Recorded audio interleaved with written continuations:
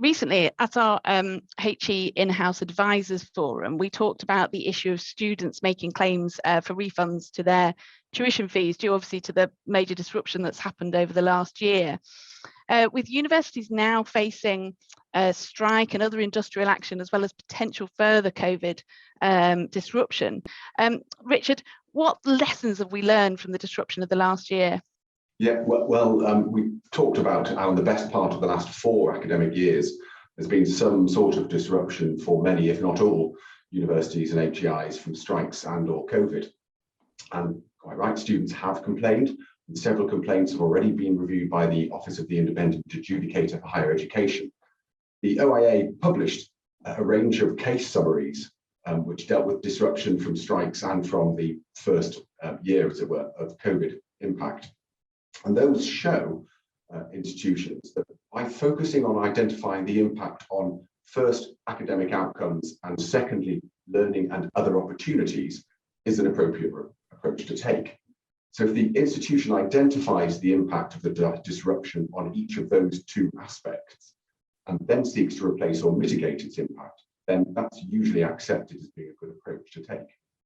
Where it's not possible to replace or mitigate, perhaps because it's a short course that doesn't last long enough to be able to deliver the content a year later, or where just simply one can't replace an experience because it had to happen at a particular point in time, then compensation may be appropriate for the student, and that usually be based on contract between the university and the student.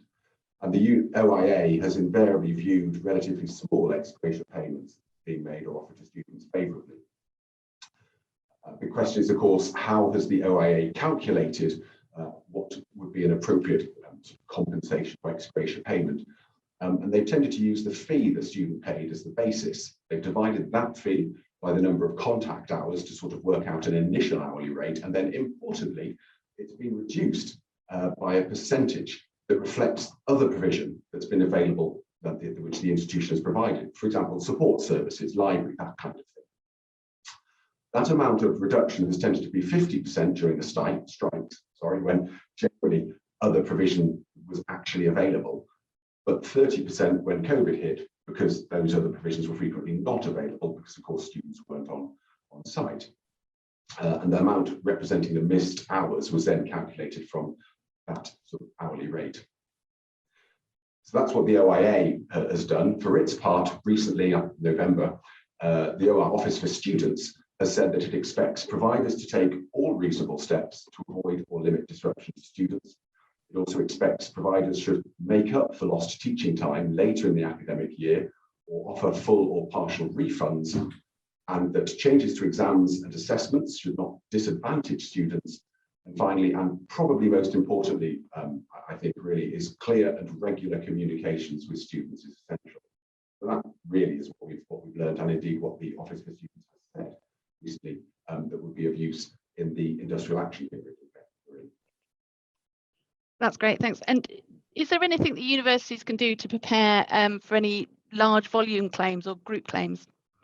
Yeah, it's entirely possible, isn't it, that a group of students get together and complain as a cohort, perhaps, or that just simply you get a lot of complaints because of the industrial action.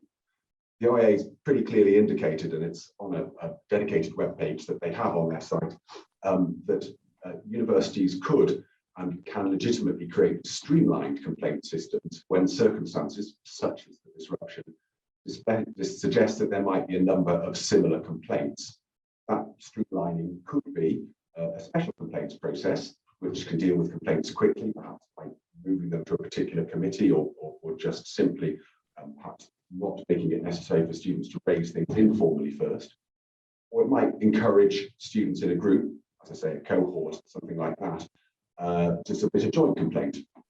Now, I reckon that a particular benefit of this kind of streamlining is that it means that a university is able to respond to complaints efficiently and also consistently, which helps the institution feel confident that similar complaints are being addressed in similar ways. And I suppose also it means that the university can learn easier and perhaps respond to issues as they turn up a bit quicker. Having said that you can deal with like complaints alike, it's still important to consider the students individual circumstances. And of course, if you're going to use a streamlined complaints process, because it's not the one, if you like, that's advertised as part of the student contract, it'll be important to communicate with the students that that is what you're doing. And that's what the institution, and how that streamlined complaints process is going to work. For its part, the OIA has certainly shown a willingness to deal with student complaints as a group. And indeed, the fact it has shown this willingness to deal with group complaints, volume complaints, may very well have had an impact on the likelihood of students bringing more costly group litigation in the courts. And frankly, so far, we've not seen a group claim being issued by students in courts.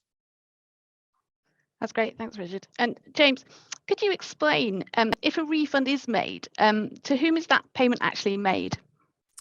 Yes, well, that's quite an interesting and potentially quite a complicated question that came up during the forum. We've been reflecting on it a little bit. The OIA guidance on COVID-19 does note that when the OIA recommends a refund, it usually recommends that the money is paid back to the source of the funds, which would ordinarily be the student loans company rather than the student themselves. And that seems to reflect kind of ordinary practice and common sense and approaches to other issues like anti-money laundering. So I think that's probably the starting point for a refund, but there is a complex kind of technical question also sitting in the background there, because the OIA will sometimes recommend compensation rather than a refund. And since compensation is supposed to reflect somebody's loss or suffering, it would be usual for that to be paid to the student themselves rather than to anybody else. And that in turn reflects the theoretical things that we were talking about, because there are two sort of main causes of action in these types of claims.